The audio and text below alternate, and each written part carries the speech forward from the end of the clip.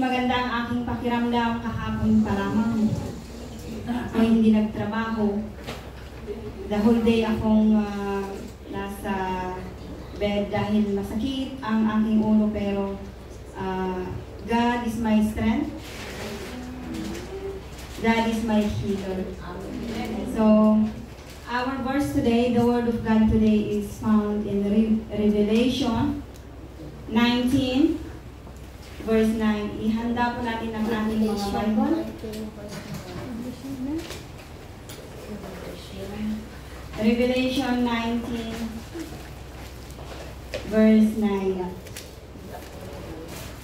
It says here, "And the angel said to me, write this, blessed are those who are invited to the marriage supper of the Lamb. And he said to me, these are the true words of God." Amen.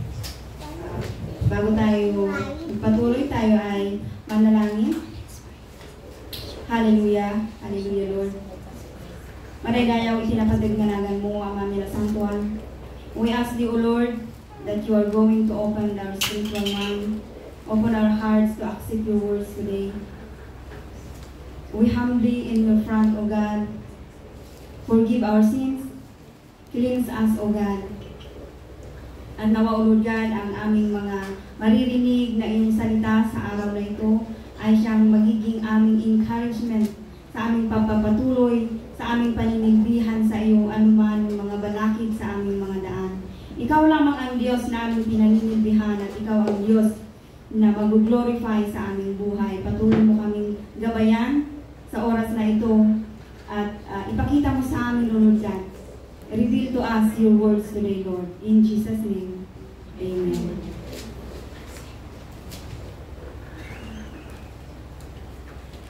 The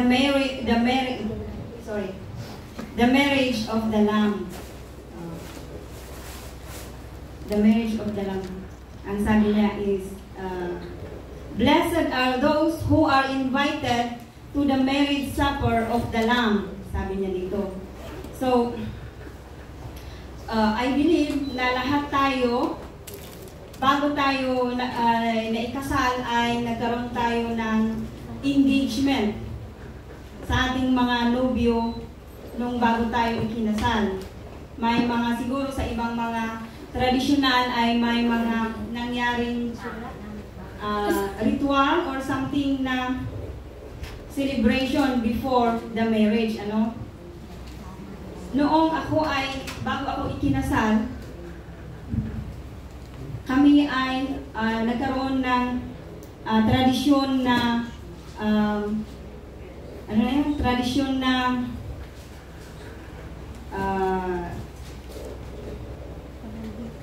inihanda before the marriage. So kami ang aking nobyo ay at ang kanyang mga other mga dagitilalakay. He invited the old mga ninuno, at sila ay nagkatay ng baboy. Iyon ay parang magiging masisilyaduhan ka na ikaw ay you are already engaged. Na lahat ng mga tao sa villages, ikaw ay hindi na malaya hanggang sa ikaw ay kasal.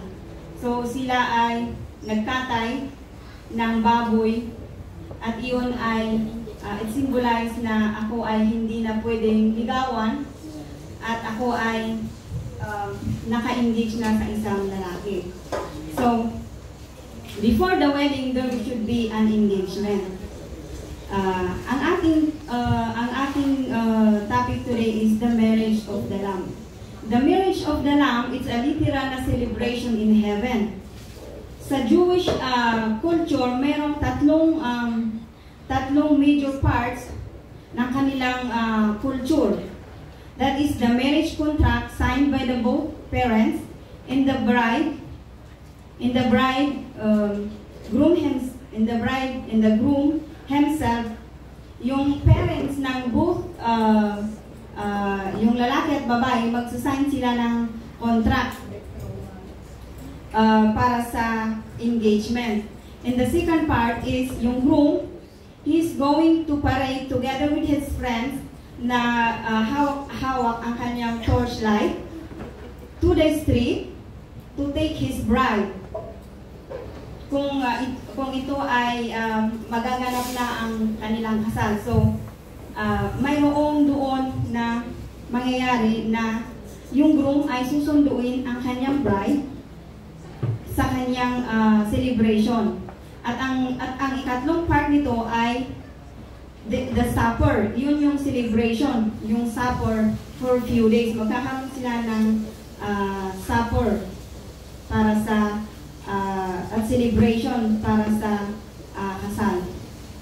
Yun ang tradisyon ng mga Jewish. Meron silang may kontrata pa, meron pang na kontrata ay magkakaroon ito ng sabong, iti Ilocano ko, Dori. Magkakaroon ng Dori. Kung pupunta ang lalaki, he's going to give a Dori or a gift to the wife to be. Ikisabong kuma, iti Ilocano. So, yun ang tradisyonal ng mga Jewish. Sa spiritual marriage naman, tayo ang matatawag na the bride of Christ. We are the bride of Christ.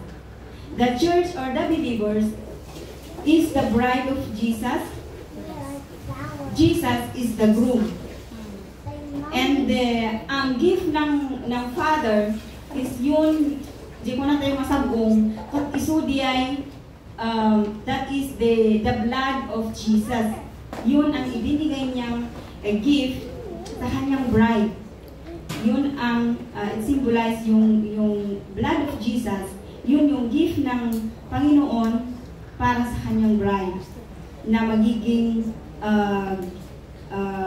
gift sa kanyang pagiging before the wedding. So, the blood of Jesus, mababasa natin yon sa Matthew 26. We can see in Matthew 26, verse 28.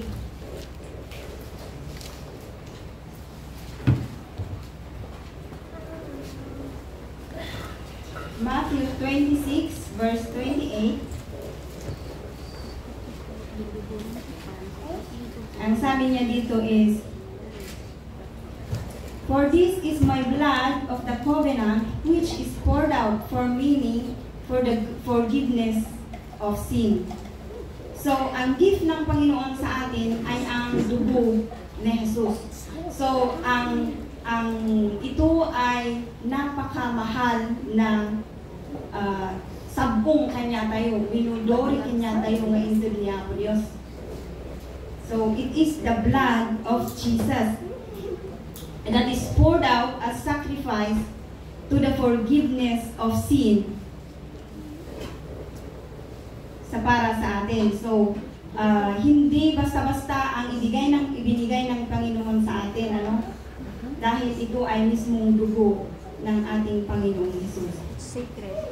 Dahil kapag wala ang kanyang pag wala ang gift na ito, wala ang pagdanak ng dugo, ay hindi ito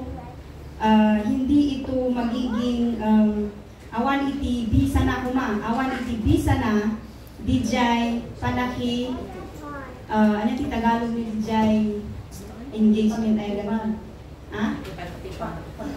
Pakikipagtipan. So, ang dugo ni Kristo, siya ang nai-sacrifice para sa atin.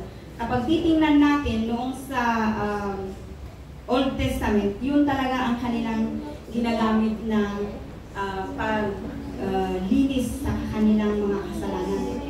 Dahil kung wala ang pagganang ng dugo, ay imposibleng makakaroon ng forgiveness ng kasalanan. Kung makikita natin yung history ni Job, sa history ni Job, lagi siyang naghahanda ng sacrifice para sa kanyang mga anak. Dahil sabi niya ay baka nagkasala ang aking mga anak, sabi niya. So lagi siyang nagkakatay ng mga hayop para sa forgiveness ng kanyang mga anak. So yun ang usar iti dara, iti sacrifice, iti una lang na tiyempo. So iti tiyempo ni Apo Dios, ay ni Apo Jesus, in the time of Jesus, it is His blood Himself, yun yung nagiging binigay na para sa ating lahat. So hindi na tayo, doon na nag-stop yung pag-aalay ng dugo ng mga animal. So yun na mismo ang nagyay Tagalog nan. Sorry, marigata na kita Tagalog. Yun na yung gupugup ko dijay aramidon da idi. So it is the blood of Christ. Yun na yung nagiging sa lahat-lahat na hindi na tayo kailangan magkaroon pa. So the moment that we accept Jesus, the moment that we believe in Jesus, the moment that we accept the gift, the moment that we baptize, and the moment na yung Holy Spirit ay nandito na sa atin, we are already part of the bride of Christ. Tayo na ay parte ng bride of Christ at tayo na ay parte ng pakikipagtipan kay Jesus. So tayo ay naka-engage na kay Jesus. So, ngayon na tayo ay masasabing naka-engage kay Jesus, ibig sabihin, tayo ay hindi na pwedeng makipag, ano na yun? It means na tayo, yung attention na lang natin, yung lahat na lang ng ating mga isip ay only sa ating groom. Only for Jesus. Kasi siya na yung ating groom. Dahil tayo na ay part of the bride of Christ. Ang sabi niya sa Luke 14, tingnan natin sa Luke 14, verse 15. Sa Luke 14, verse 15, sabi niya is, when one of those who reclined at the table with him heard these things, he said to him, "Blessed is everyone who will eat bread in the kingdom of God." So tayo na ay already na hinihintay na natin yung moment, yung time na tayo ay makikipag-celebrate with the groom. Na tayo na ay yun na ang ating hinihintay na moment. Hinihintay na natin. So habang tayo ay naka-engage, it means tayo ay maghihintay sa kanyang pagbabalik, sa kanyang pagkuha sa atin when He's going to take us for the celebration. So, Jesus is going to take us and we need to be ready. We need to be prepared. So, ano ang mga kailangan natin gawin para tayo ay magiging preparado sa pagdating ng ating Panginoong Jesus? Dahil sabi niya nga ay, when the Lord is going to take us, the Lord is going to take us in the air. Kung babasahin natin yan sa 1 Thessalonians 4:15 to 17. We will meet the Lord in the air. So tayo ay kukunin ng ating Panginoon in the time na kanyang itinalagang araw at oras. At tayo ay kukunin ng Panginoon, tayo ay sumabot tayo iti apo, iti tangatang, wala na. Sumabot tayo to iti apo, iti tangatang. Kagkunalang nga, haan tayo nga umunaan, dagitiin muna. Haan tayo nga umunaan, dagitiin muna. 1 Thessalonians John 4:15.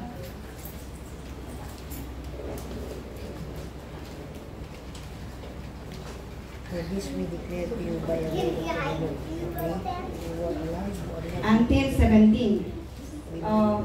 Sinong magbabasa nun? Is anyone can read? For this, 15? Yes po.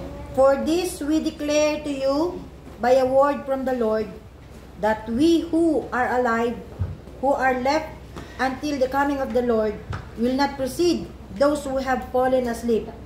For the Lord himself will descend from heaven with a cry of command, with the voice of an archangel, and with the sound of the trumpet of God. And the dead in Christ will rise first. Then we who are alive, who are left, will be caught up together with them in the clouds to meet the Lord in the air. And so we will always be with the Lord. Therefore, encourage one another with this word. Amen. Hallelujah. So, ang sabi niya dito ay, we will meet the Lord in the air.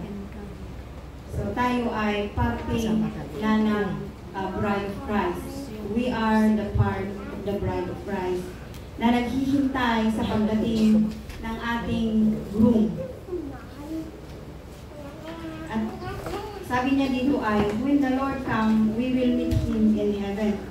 But we need to remember that yung mga nauna ng pinamati, kathang tayo mauunaan, but they are going to rise first. Sila ang mauuna, and then tayo ay susunod sa kanila. So, yun ang moment na kukunin tayo ng Panginoong Hesus. So, we are going to celebrate in heaven. There will be a celebration in heaven that is the celebration of the marriage of the Lamb. Yun ay magtatagal ng 7 taon. Yun ay magtatagal ng 7 taon. The celebration will take 7 years. Habang when the Lord Jesus is going to take us, yun ay magkakaroon na, next na yun ay magkakaroon ng 7 years Great Tribulation. Magkakaroon ng 7 years Great Tribulation. So, we need to be sure na tayo ay makukuha, hindi tayo dapat malilip behind. Kung pagdating ng Panginoon ay we need to be sure na tayo ay makukuha sa oras na iyon. Dahil kung hindi tayo makukuha noon ay tayo ay malilip behind dito sa lupa. At yun ang pag-uumpisa ng sinasabing 7 years Great Tribulation na walang awan iti makadescribe kung gaano kahirap ang mangyayari sa mga panahon na iyon. So, kailangan, we need to be so sure na tayo ay hindi mahuhuli pagdating ng ating Panginoon. Ang sabi niya is, hindi sana tayo datnan ng Panginoon na kagaya ng 5 foolish women na yung 5 babae ay dahil hindi sila handa sa kanilang lamp na wala na yung oil sa kanilang lamp ay yun ang naging dahilan kaya sila ay nahuli. Nung dumating ang Panginoong Hesus na kukunin ang kanyang bride sa parable na yun, yung 5 babae ay nawalan sila ng oil. So sabi nila sa 5 babae na, pwede nyo bang bigyan kami? Sabi nila. So sabi ng 5 naman ay, hindi, dahil baka dumating na ang ating Panginoon, ang nobyo, at kami din ay mawawalan. So it's better na kayo ay, ano nagsabi doon? Bibili. Kayo ay bibili. At amang kayo ag-ala, amang kayo ag-gatang, ikabilyo kita lamparayo tapno adda nga saan kayo nga magdupan. So the moment that the woman went to buy for the oil, that's the moment when Jesus comes. Yeah. So kailangan na lagi tayong naka-ready pagdating ng Panginoon. Sabi is, no one knows the time when the Lord comes. Yes, amen. Parang magnanakaw na walang makakaalam. So as a bride of Christ, as a part of the bride of Christ, anong ating mga dapat gawin? Maging Habang tayo ay hinihintay ang ating groom.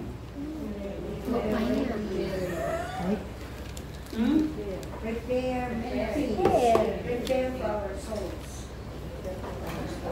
Are we ready? When the Lord comes today, are we ready? Yes. Basta ngayon na. Kasi narito tayo sa tahanan ng Panginoon. Amen. Amen. No one knows when the Lord comes. So, walang makakaalam. Pero ang Panginoon, He's going to fulfill His promise. He's going to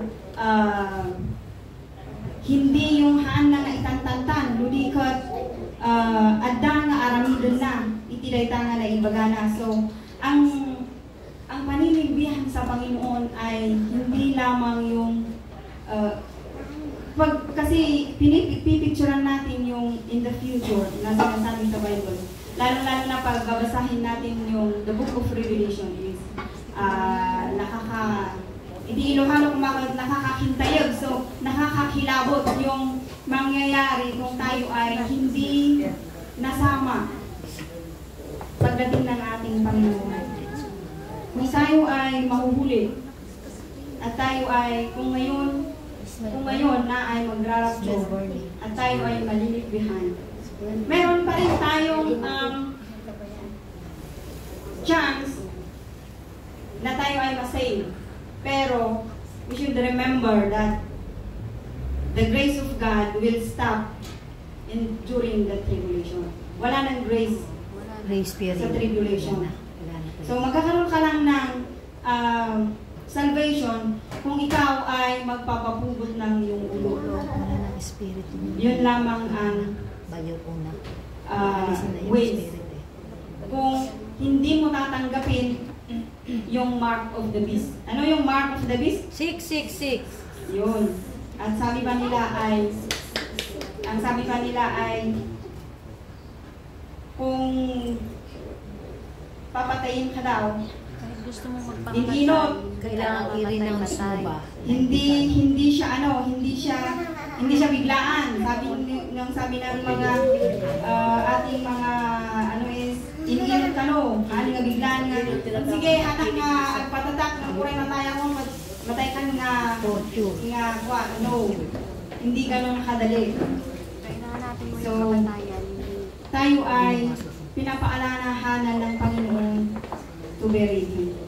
Pero paano magiging ready ang isang kanyang nobya kung nakikita niya ang gulo-gulo at nakikita niya hindi united, nakikita niya hindi ready ang kanyang nobya. So sabi niya dito is, while waiting for the Lord, may mga ilan akong isinulat dito. We need to be faithful because God is faithful. We can find in 1 Samuel 12.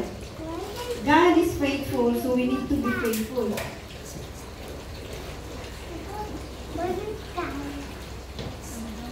First Samuel 12. 1 Samuel 12. So, ang sabi ni brother kanina, parang it's connected when brother said yung kanina yung about sa church, sa ministry, it's connected sa ating topic ngayon. Na sinabi niya is kailangan natin na magkaisa at hindi lang magkaisa. 1 Samuel, can you read 1 Samuel 12 verse 24? And the second is 1 Thessalonians 5:23. Only fear the Lord and serve Him faithfully with all your heart, for consider what great things He has done for you. 1 Samuel 12:24. Ano yung isa? 1 Thessalonians 5:23. 1 Thessalonians 5:23. Now, may the God of peace Himself sanctify you completely, and may your whole spirit and soul and body be kept blameless at the coming of our Lord Jesus Christ. Amen. Hallelujah. 24. He who calls you is faithful. He will surely do it. Brothers, pray for us. So sabi niya dito is, now may the God of peace Himself sanctify you completely, and may your whole spirit and soul and body keep blameless at the coming of our Lord Jesus. He calls you, is faithful. He will surely do it. So the Lord give us the assurance. The Lord give us the assurance because He is faithful. Ang next dito is rejoice. Serve with gladness. We need to be always rejoice while waiting for our groom. We need to be rejoice and serve with gladness. Philippians 4 verse 4 to 7. Ang sabi niya doon. Philippians 4 4 to 7.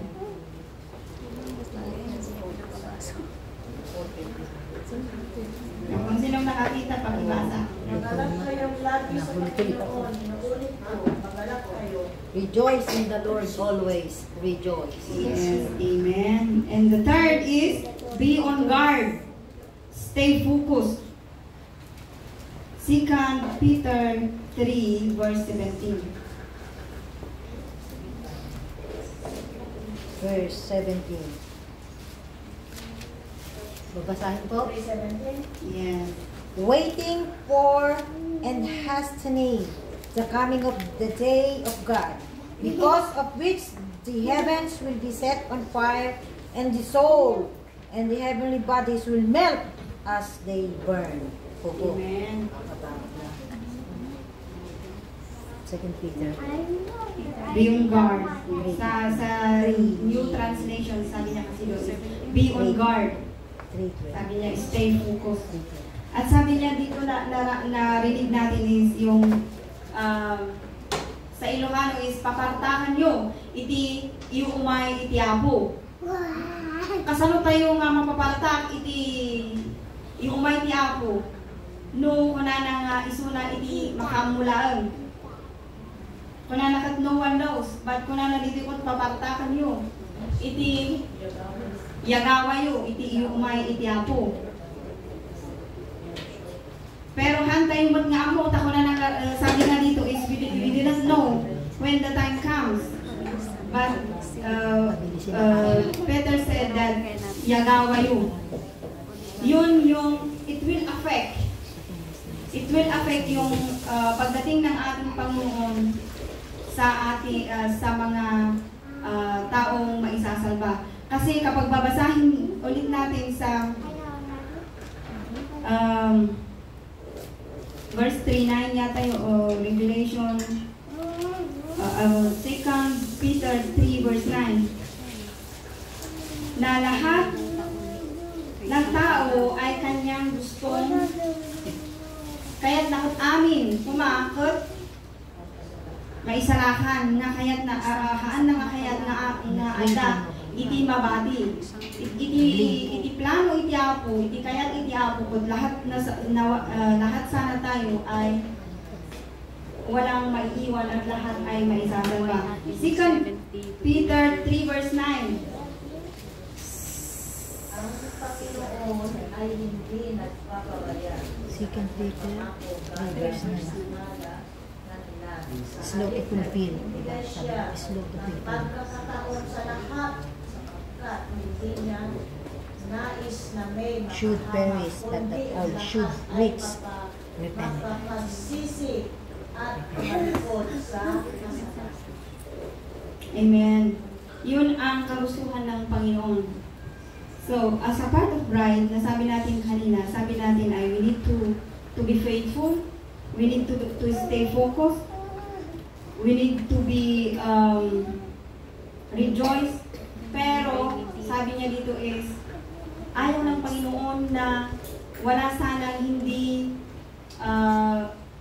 ma-left behind or wala sanang lahat sana tayo ay masisave. So, paano tayo masisave? Paano masisave yung iba kung hindi yung mga part of the bride ay hindi rin magre-reach out sa mga taong hindi nakakakilala sa Panginoon. So, sabi ng brother kanina ay yung at ang ating ministry ay sa ating bahay, sabi niya. So, yun yung ano ko kanina sinasabi niya na you need to unang-una ay sa iyong bahay, sabi ni brother kanina. Oo. Kasi sabi nga is, kailangan paano tayo i-reach out yung nasa labas kung hindi muna natin i-reach out yung nasa ating sambahayan. Amen. So, praise the Lord sa kanyang words kay Brother Hanina. It's connected to our message.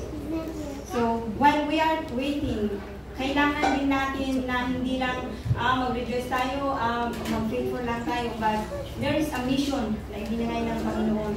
Dahil ang gusto niya ay lahat, sana, ng lahat ng tao ay, yung Tagalog, may isa lahat? Iligtas. Mailigtas. Amen. Lahat sana ng tao ay mailigtas. So, hindi natin iisipin na we are just waiting. Hindi yung iisipin lang natin ang ating sarili, kundi ay ang mission natin ay to reach out other people. Para sila ay maligtas. And when ang lahat ay really ang Panginoon ay yun ang makakaapekto sa pagdating ng Panginoon. Kaya sabi niya dito ay padaliin ninyo ang pagdating ng Panginoon. So kailangan natin, we need to work, we need to do something. Hindi yung dahil naniwala tayo ay hinihintay na lang natin na ganoon lamang. Yun ay isang kumandi ng ating Panginoon. We need to reach out yung mga taong hindi pa naniniwala. So, ang sabi is, we need to be ready when the Lord comes. And while waiting for the Lord, we need to be faithful because God is faithful. We need also to reach out yung mga hindi pa nakakaalam para tayo ay para ang Panginoon ay hinihanan nga bumayag nulikot tapmo umayon iti Apo. Tahan tayo man nga hayag nga bumayag tayo pa dito ilubong niya. Sino ba yung gustong tatagal pa dito sa lupa? But ang Panginoon, ang promise niya is i-prepare ko ang maraming room, sabi niya.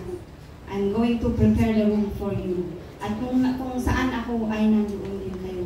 So yun ang ating encouragement habang tayo ay nagpapatuloy sa paninilbihan sa Panginoon. Hindi lang mga bagay-bagay na material sa mga panahong ito, pero we need to always kita tayo dijay masangwanan nga inkari iti Apo para kada tayo. Nga isunakot ko na nga umaya ko. Behold, sabi niya sa Revelation, behold, I am coming soon, sabi ng Panginoon. So, we need to be ready, we need to prepare our hearts, we need to stay focused. Kasi wala nang oras, hindi na natin bigyan mo kaaway ng oras na tayo ay bulugin pa, hindi na tayo nabigyan ng space pa, takno umay nga mangguluhan niya tayo. Kasi the moment na nagkakagulo tayo, hindi natin alam na yung moment na pagdating ng Panginoon, paano na tayo pupunin. So we need to be united as a bride of Christ while waiting for the Lord. madaydayaw iti Apo. It is very short, but I hope na adda iti meron tayong naaral sa ating mensahe sa araw na ito. Hallelujah. Agtapos tayo kita magkararap. Hallelujah, Jesus. Hallelujah, Lord. Kadaydayaw kaawa ko Diyos, itilagay na kami ito. Agyaman kami, Lord God, itisasaong maadangan ng magani. Kadawa po Diyos that you want us to be prepared, Lord God. Nalawa ay makikita mo ang iyong bride na walang dunis, bagkus ay pure, Lord God, sa iyong harapan. We pray, Lord, na anuman ang mga aming pagkulang sa iyo, we pray, Lord, na ikaw ang magtama sa amin. Ikaw, Lord, ang magpaalala sa amin, sa aming mga dapat, Lord God, na i-prepare, na kami ay magiging prepared, na hindi namin bigyan ng kaaway, ng space sa aming gitna, Lord God, na siyang magulo sa amin. Lord God, we need to stay focused, Lord, sa iyong mga promises, sa iyong pagdating. Hallelujah. I-bless mo ang buhay ng bawat isa sa amin, Lord God. I-bless mo ang buhay ng mga kapatid na ito. Anuman yung mga bagay-bagay na hindi naintindihan, but Lord, we pray the Holy Spirit na siyang magpabatid ng mga gusto na bang maunawaan ng bawat isa. We give you the praise, we give you the adoration in the name of Jesus.